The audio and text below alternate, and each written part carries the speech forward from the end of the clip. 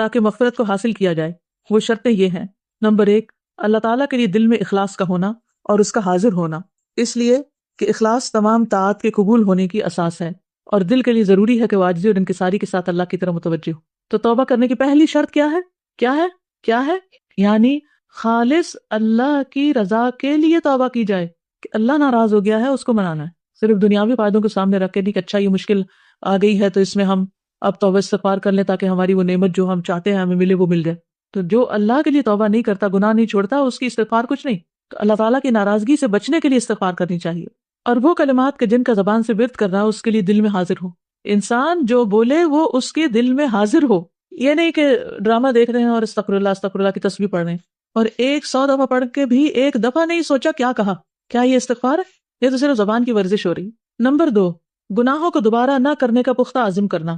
استغفار کرنے والے کے لیے ضروری ہے کہ وہ ان تمام گناہوں سے مکمل طور پر باز آ جائے جن کا وہ ارتکاب کر رہا ہے۔ گناہ کرتے ہوئے توبہ نہیں ہوتی، گناہ کو چھوڑنا پڑتا ہے۔ گناہ چھوڑ دے۔ اللہ تعالیٰ کا فرمان ہے وَلَمْ يُصِرُّوا عَلَىٰ مَا فَعَلُوا وَهُمْ يَعْلَمُونَ، اور وہ لوگ باوجود علم کے کسی برے کام پر اڑ نہیں جاتے۔ جب انہیں پتہ چل جاتا ہے وہ غلط کرے تو چھوڑ دیتے ہیں، اس پر ضد نہیں کرتے۔ ٹھیک ہے۔ فضیل بن عیاض کہتے ہیں استغفار بلا اقلاع توبۃ الکذابین، گناہ سے باز آئے بغیر استغفار جھوٹے لوگوں کی توبہ ہے، وہ حقیقت میں توبہ نہیں کر رہے۔ استغفار دل کی تصدیق اور ثواب اور یقین کے ساتھ ہو، اور اطاعت اور نیکیوں کے کرنے کی طرف متوجہ ہو، یعنی دل کی تصدیق کے ساتھ استغفار۔ اللہ تعالیٰ کا فرمان ہے الا من ظلم ثم بدل حسنا بعد سوء فانی غفور الرحیم، لیکن جو لوگ ظلم کریں پھر اس کے عوض نیکی کریں اس برائی کے بعد تو میں بھی بخشنے والا مہربان ہوں۔ تو اس سے کیا پتہ چلتا ہے کہ استغفار کے لیے برا کرنے کے بعد نیکی کرنا بھی ضروری۔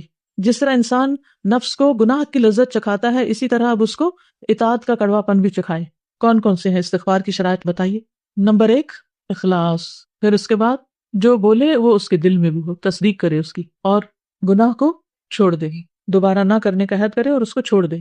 ٹھیک ہے جی، گناہ کے بدلے میں نیکی کرے۔ استغفار کے آداب۔ نمبر 1، پاکی حاصل کرنا۔ جب کوئی شخص گناہ کرے پھر اچھی طرح وضو کرے اور اللہ عز و جل سے اپنے گناہ کی بخشش چاہے تو اللہ اسے بخش دے گا۔ یعنی وضو کرنا، اچھی طرح وضو کرنا گناہوں سے پاک ہونے کا ذریعہ ہے۔ وضو سے کیا ہوتا ہے؟ گناہ جھڑتے ہیں۔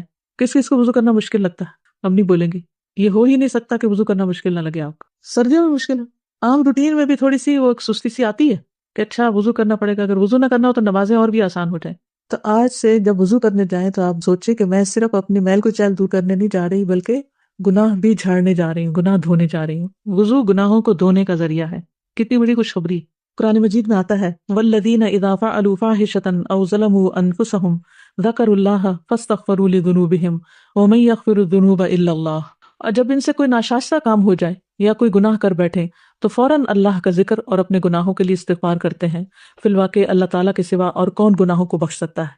تو اس سے کیا پتہ چلتا ہے؟ دوسری چیز کون سی ہے؟ اللہ کا ذکر، اللہ کی یاد، یعنی وضو کے بعد اللہ کی یاد، جیسے نماز وغیرہ پڑھ لے جائے۔ یہ باتیں آپ کے ٹپس پہ یاد ہونی چاہیے، کاپیوں میں نہیں لکھی رہنی چاہیے۔ ٹھیک ہے۔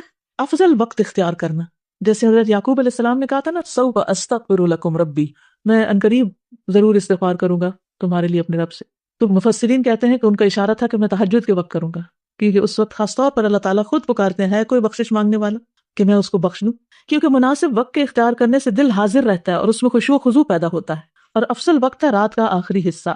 رات کے آخری حصے میں استغفار کرنے والوں کی اللہ نے تعریف کی ہے اور فرمایا والمستغفرین بالاسحار، اور پچھلی رات کو بخشش مانگنے والے لوگ ہیں، سحری کے وقت استغفار کرنے والے لوگ ہیں۔ نمبر 3، کثرت سے استغفار کرنا۔ اس بارے میں قرآن شریف کی بہت ساری آیات دلالت کرتی ہیں اور بہت ساری احادیث نبویہ جو استغفار کے لیے ابھارتی ہیں اور مستغفرین کی تعریف کرتی ہیں۔ نمبر 4، یہ کہ استغفار کو اپنے تمام امور کے آخر میں رکھے، یعنی اپنی دعا استغفار سے ختم کرے، مجلس استغفار سے ختم کرے۔ عبداللہ بن عباس سے سورۃ اذا جاء نصر اللہ والفتح سے رسول اللہ صلی اللہ علیہ وسلم کی موت کے قریب آنے کا استنباط کیا گیا۔ اس صورت میں آپ کو کس چیز کا حکم دیا گیا؟ فسبح بحمد ربک واستغفر، یہ اس وقت آپ کو حکم دیا گیا تھا جب آپ کا مشن مکمل ہو گیا تھا۔ تو جو بھی کوئی کام آپ کا مکمل ہو جائے نیکی کا، مثلا قرآن کی تکمیل ہوئی، یا آپ نے کسی کو پڑھایا اور اس کا اختتام ہوا، یا نماز کا اختتام ہو رہا ہے، یا اور کوئی بھی نیکی کے کاموں کا، رمضان کا اختتام ہو رہا ہے، تو ہر چیز کے اختتام پر استغفار کرنی چاہیے۔ مجلس کے اختتام پر کون سی دعا پڑھی جاتی ہے؟ سبحانک اللہم وبحمدک اشہد ان لا الہ الا انت استغفرک واتوب الیک، استغفار ہے اس کے آخر میں۔ استغفار کے اوقات اور مقامات، وہ اوقات اور جگہیں کہ جن میں استغفار کرنا مستحب ہے، اگرچہ توبہ کے دروازے ہر وقت کھلے رہتے ہیں، یعنی ہر وقت توبہ کی جا سکتی ہے، لیکن خاص اوقات میں اور زیادہ فائدہ مند ہے۔ نبی صلی اللہ علیہ وسلم کا فرمان ہے، بلا شبہ توبہ کا دروازہ کھلا ہوا ہے، اس کو بند نہیں کیا جائے گا جب تک سورج مغرب سے طلوع نہ ہو۔ لیکن وہ اوقات جو دوسرے اوقات سے بہتر ہیں اور وہ جگہیں کہ جن میں دعائیں جلد قبول ہوتی ہیں، ان میں سے چند اوقات مندرجہ ذیل ہیں۔ سحری کا وقت، والمستغفرین بالاسحار، اور پچھلی رات کو بخشش مانگنے والے لوگ ہیں، اور اللہ تعالیٰ کا فرمان ہے وبالاسحار هم یستغفرون، اور وہ لوگ بوقت سحر استغفار کیا کرتے تھے۔ نبی کریم صلی اللہ علیہ وسلم نے فرمایا، میرا رب رات کے آخری تہائی حصے میں 1/3 of the night, last part of the night, ہر رات دنیا سے قریب والے آسمان پر نازل ہوتا ہے۔ میرا رب رات کے آخری تہائی حصے میں ہر رات دنیا سے قریب والے آسمان پر نازل ہوتا ہے اور کہتا ہے، کون ہے جو مجھے پکارے اور دعا کرے، میں اس کی دعا قبول کروں؟ کون ہے جو مجھ سے سوال کرے اور میں اسے عطا کروں؟ کون ہے جو مجھ سے مغفرت طلب کرے اور میں اس سے بخش دوں؟ اللہ تعالیٰ کس وقت بخشنے کے لیے پکارتا ہے بندوں کو؟ کس وقت؟ سحری کے وقت، رات کے آخری تہائی حصے میں۔ انہی اوقات میں سے یہ ہے کہ نماز کے دوران اور اس کے فوراً بعد استغفار کرنا، انہی میں سے یہ ہے کہ تکبیر تحریمہ اور سورۃ فاتحہ کے درمیان دعا کا پڑھنا، انہی میں سے یہ دعا پڑھنا، اللہم باعد بینی و بین خطایایا کما باعدت بین المشرق والمغرب، اللہم نقنی من خطایایا کما ینقی الثوب الابیض من الدنس، اللہم اغسلنی من خطایایا بالماء والثلج والبرد۔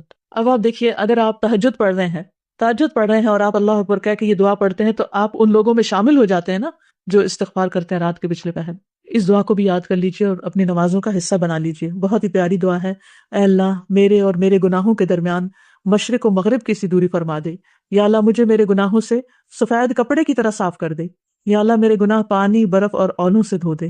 اسی طرح ایک اور دعا ہے جس کو سید الاستغفار بھی کہا جاتا ہے، جسے بڑا استغفار کہا جاتا ہے، جو صحیح مسلم میں ہے کہ نبی صلی اللہ علیہ وسلم جب نماز کے لیے کھڑے ہوتے تو یہ دعا پڑھتے، وجہت وجہی للذی فطر السماوات والارض حنیفا وما انا من المشرکین ان صلاتی ونسکی ومحیای ومماتی للہ رب العالمین لا شریک لہ وبذلک امرت وانا اول المسلمین اللہم انت الملک لا الہ الا انت ربی وانا عبدک ظلمت نفسی واعترفت بذنبی فاغفر لی ذنوبی جمیعا انہ لا یغفر الذنوب الا انت واہدنی لأحسن الاخلاق لا یہدی لأحسنها الا انت واصرف عنی سیئها لا یصرف عنی سیئها الا انت لبیک وسعدیک والخیر کلہ بیدیک والشر لیس الیک انا بک والیک تبارکت وتعالیت استغفرک واتوب الیک۔ میں اپنا رخ اور چہرہ اس ذات کی طرف کرتا ہوں جس نے آسمانوں اور زمین کو پیدا کیا، یعنی پوری طرح متوجہ ہو کر، یکسو ہو کر، اور میں شرک کرنے والوں میں سے نہیں۔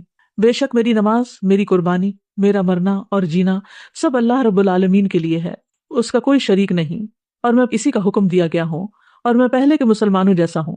اے اللہ، تو بادشاہ ہے، نہیں ہے کوئی میرا رب مگر تو ہی، میں تیرا بندہ ہوں، میں نے اپنے نفس پر ظلم کیا ہے اور میں اپنے گناہ کا اعتراف کرتا ہوں، پس تو میرے گناہوں کو معاف فرما دے۔